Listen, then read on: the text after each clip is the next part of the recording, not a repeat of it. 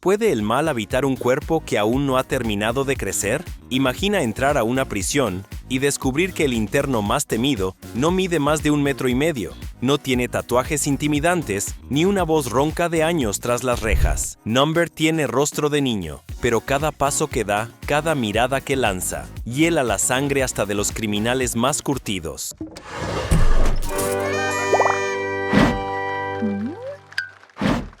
Robert y Michael Bieber. ¿Qué puede llevar a dos hermanos adolescentes a planear y ejecutar el asesinato de su propia familia? Esta es la perturbadora historia de Robert y Michael Bieber, quienes, en julio de 2015, perpetraron uno de los crímenes familiares más atroces en la historia de Estados Unidos. En la tranquila ciudad de Broken Arrow, Oklahoma, los Bieber eran vistos como una familia reservada y poco sociable. Los padres, David y April, educaban a sus 7 hijos en casa, manteniéndolos aislados del mundo exterior. Robert, de 18 años, y Michael, de 16, pasaban gran parte de su tiempo en línea, desarrollando una fascinación por los asesinatos en masa y alimentando un deseo enfermizo de notoriedad. La noche del 22 de julio, los hermanos pusieron en marcha su macabro plan. Armados con cuchillos, atacaron a sus padres y a 3 de sus hermanos menores, asesinándolos brutalmente. Su hermana de 13 años, Crystal,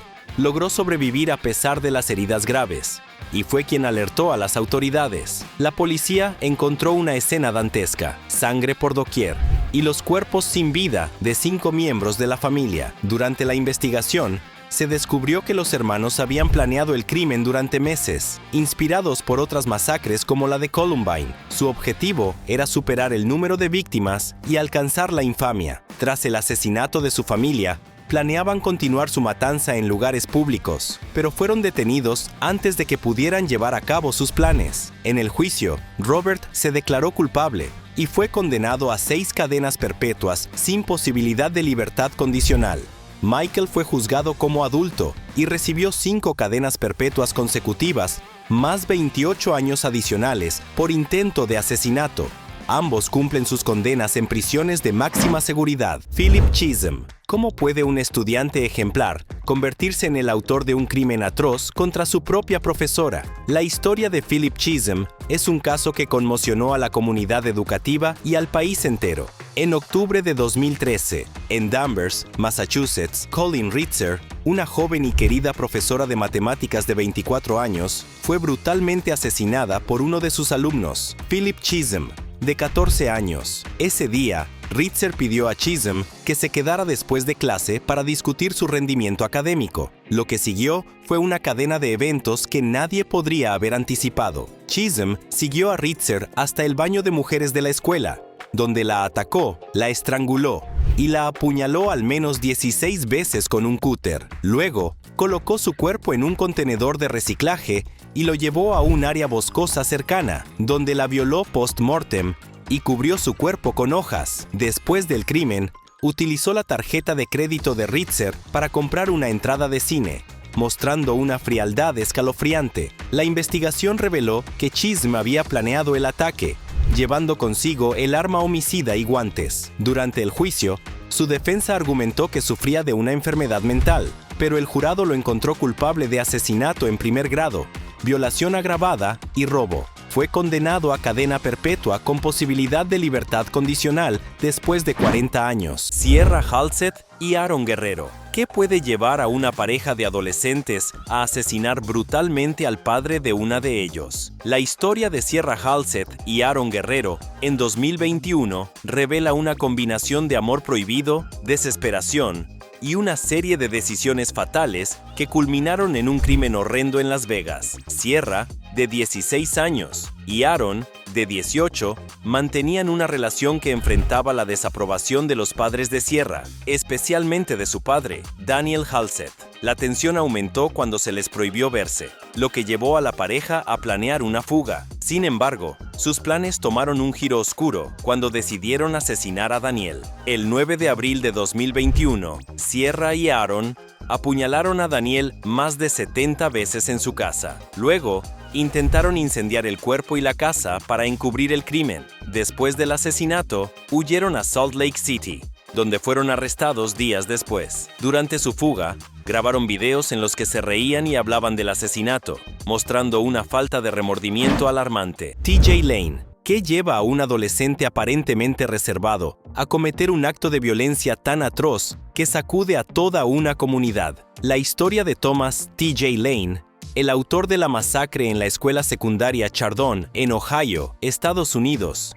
en el año 2012, es un caso que desafía la comprensión y deja una marca imborrable en la memoria colectiva. El 27 de febrero de 2012, a las 7:30 de la mañana, Lane, de 17 años, ingresó a la cafetería de la escuela Chardon y abrió fuego contra un grupo de estudiantes. Utilizando una pistola calibre 22, disparó a 6 compañeros, matando a 3 de ellos e hiriendo gravemente a los otros 3. El ataque fue repentino y sin previo aviso, sembrando el pánico entre los presentes. Lane no era estudiante de Chardon High School, asistía a la Lake Academy Alternative School, pero compartía el autobús con varios de los estudiantes de Chardon. Tras el tiroteo, fue arrestado cerca de su automóvil estacionado fuera de la escuela. Durante el juicio, se declaró culpable de 3 cargos de asesinato agravado y fue condenado a 3 cadenas perpetuas consecutivas sin posibilidad de libertad condicional. Durante su audiencia de sentencia,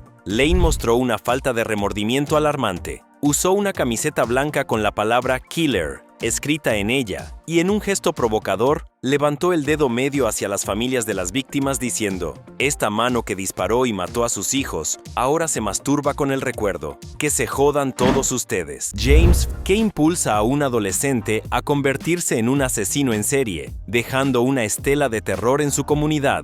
La historia de James, quien a los 15 años cometió 2 asesinatos brutales en Colchester, Reino Unido, en el año 2014, ofrece una visión escalofriante de la mente de un joven perturbado. El 29 de marzo de 2014, Fairweather atacó a James Atfield, de 33 años, quien tenía una lesión cerebral y se encontraba descansando en un parque. Fairweather lo apuñaló 102 veces, causando su muerte. 3 meses después, el 17 de junio, asesinó a Nahid Al-Manea, una estudiante saudí de 31 años, apuñalándola repetidamente mientras caminaba por un sendero.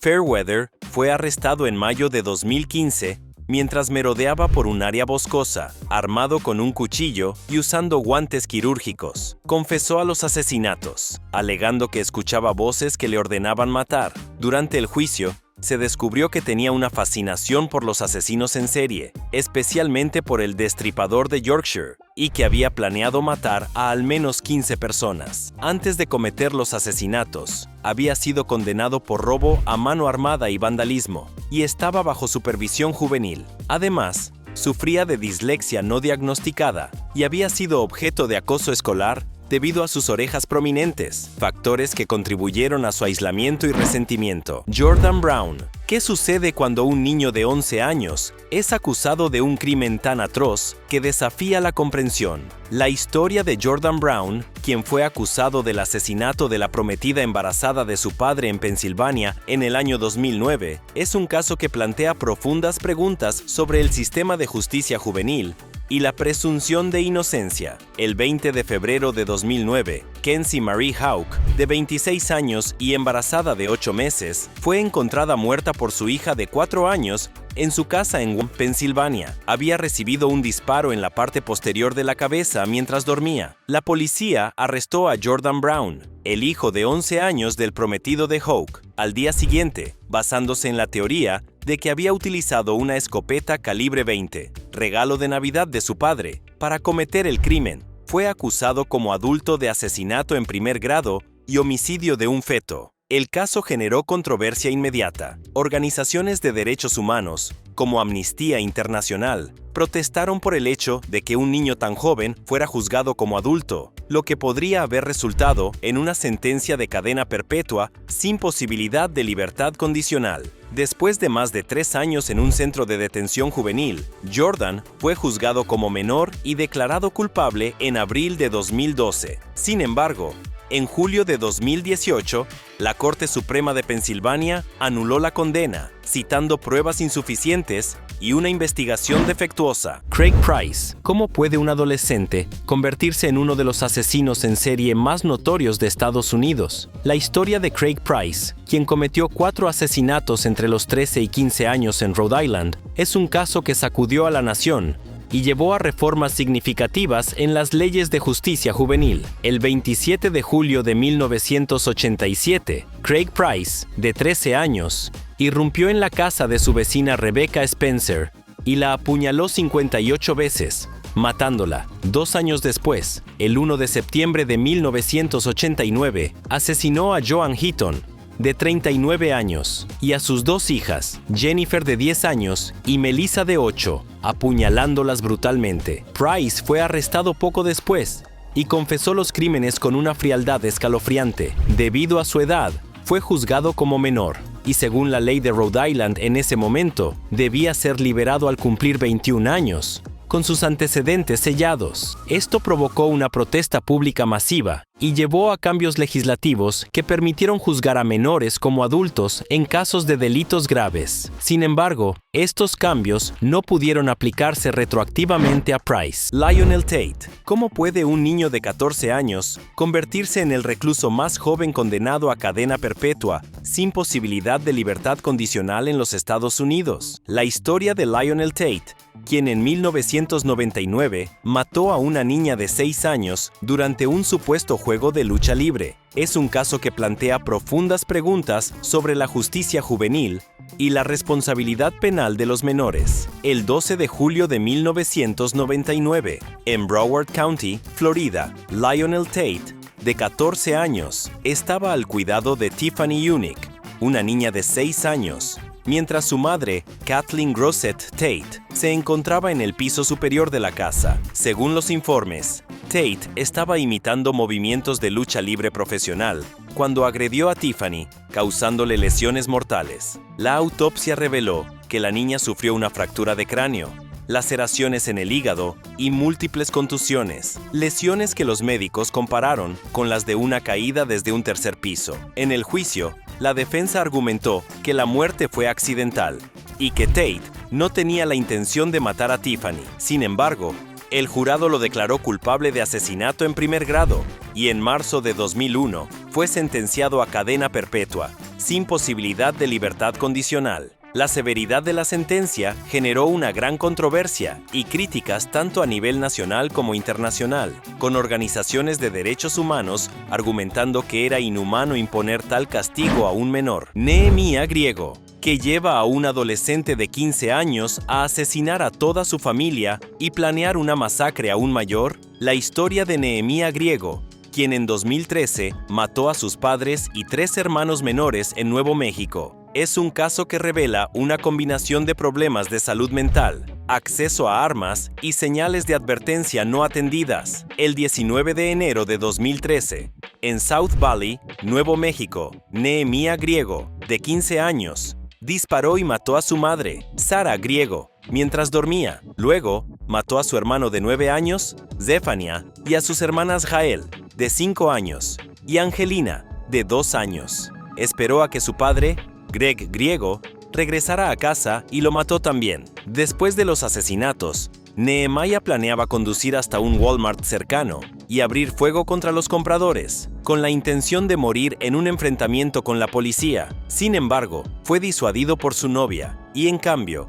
confesó los crímenes a un pastor de su iglesia, quien alertó a las autoridades. Durante la investigación, Nehemiah confesó que había estado teniendo pensamientos homicidas y suicidas y que estaba molesto con su madre. Fue arrestado y acusado de 5 cargos de asesinato y 3 cargos de abuso infantil, que resultaron en muerte. Inicialmente, fue juzgado como menor, pero en 2019, un tribunal de apelaciones determinó que sería juzgado como adulto. En octubre de 2019, fue sentenciado a cadena perpetua, con posibilidad de libertad condicional, después de 30 años. John Venables y Robert Thompson, ¿Qué puede llevar a dos niños de 10 años a cometer un acto tan atroz que conmocione a toda una nación? El caso de John Venables y Robert Thompson, quienes en 1993 secuestraron y asesinaron al pequeño James Bulger en Liverpool, Inglaterra, es uno de los crímenes más impactantes y debatidos en la historia criminal británica. El 12 de febrero de 1993, Venables y Thompson, ambos de 10 años, se encontraban en el centro comercial New Strand en Bootle, Merseyside, tras haberse ausentado de la escuela. Las cámaras de seguridad captaron a los niños observando a otros menores, aparentemente buscando una víctima. Finalmente, se acercaron a James Bulger, de 2 años, quien se encontraba con su madre en una carnicería, y lo alejaron del establecimiento mientras ella estaba distraída. Llevaron al pequeño en un recorrido de más de 3 kilómetros, durante el cual varios testigos los vieron, pero no intervinieron al asumir que eran hermanos mayores cuidando a su hermanito. El trayecto culminó en una vía férrea abandonada en Walton, donde los niños torturaron brutalmente a James. Le arrojaron ladrillos y piedras, lo golpearon con una barra de metal y le introdujeron baterías en el cuerpo. Finalmente, colocaron su cuerpo en las vías del tren para simular un accidente. El cuerpo fue encontrado 2 días después, severamente mutilado por el paso de un tren. La investigación policial, liderada por el detective Albert Kirby, se centró en las imágenes de las cámaras de seguridad y en testimonios de testigos. Las pruebas forenses revelaron que ambos niños tenían rastros de la misma pintura azul encontrada en el cuerpo de James, así como sangre en sus zapatillas. Fueron arrestados y acusados del asesinato el 20 de febrero de 1993. Durante el juicio, que comenzó en noviembre de ese año, se determinó que ambos comprendían la gravedad de sus actos y fueron declarados culpables. Fueron sentenciados a detención indefinida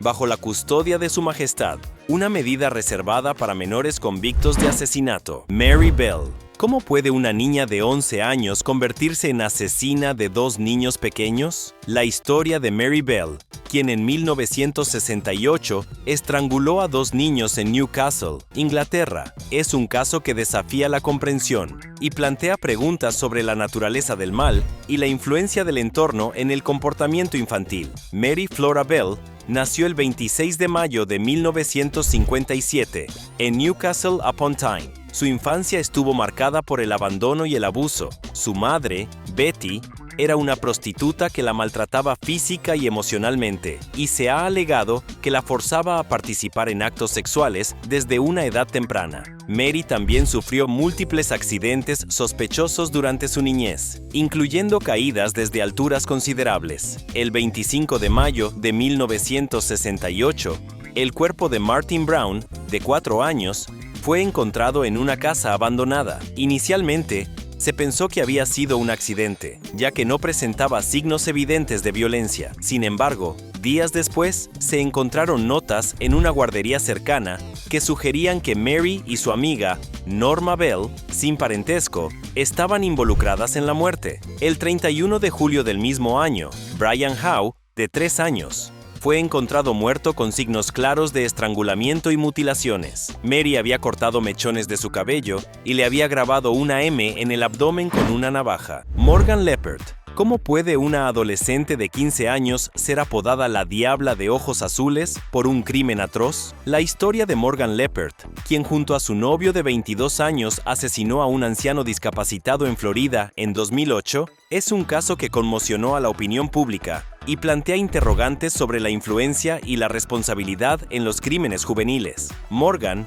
una adolescente con una vida aparentemente normal, se fugó con su novio Toby Lowry, y en su huida, asesinaron a James Thomas Stewart, un hombre de 66 años con discapacidad, para robar su vehículo. Fueron capturados tras una persecución que abarcó varios estados. Morgan fue juzgada como adulta y condenada a cadena perpetua, sin posibilidad de libertad condicional. En 2016, debido a una decisión de la Corte Suprema de Estados Unidos que prohibía las sentencias de cadena perpetua sin libertad condicional para menores, Morgan fue resentenciada a cadena perpetua, con posibilidad de libertad condicional después de 25 años. Su caso ha sido objeto de documentales y análisis sobre la criminalidad juvenil, y la influencia de adultos en delitos cometidos por menores. Jesse Pomeroy. ¿Qué lleva a un niño de apenas 11 años a convertirse en uno de los asesinos más notorios del siglo XIX? La historia de Jesse Pomeroy,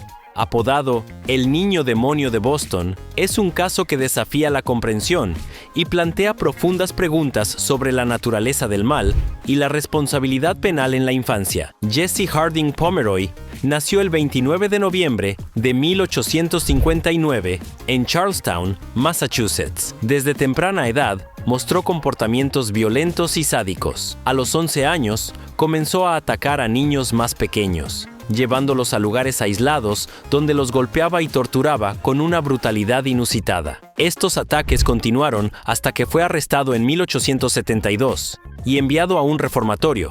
Sin embargo, en febrero de 1874, fue liberado bajo libertad condicional. Poco después, desaparecieron dos niños, Katie Curran, de 10 años, y Horace Millen, de 4. El cuerpo de Horace fue encontrado mutilado en una marisma, y el de Katie fue hallado en el sótano de la tienda de la madre de Pomeroy. Jesse fue arrestado y, tras un juicio, declarado culpable de asesinato en primer grado. Aunque fue sentenciado a muerte, la pena fue conmutada por cadena perpetua en régimen de aislamiento. Alisa Bustamante. ¿Qué impulsa a una adolescente de 15 años a asesinar a su vecina de 9 años por simple curiosidad? La historia de Alisa Bustamante, quien en 2009 mató a Elizabeth Olten en Missouri, es un caso que revela las complejidades de la mente adolescente y los peligros de ignorar señales de advertencia. Alisa nació el 28 de enero de 1994 en California, en una familia disfuncional marcada por el abuso de sustancias y la violencia. Desde temprana edad,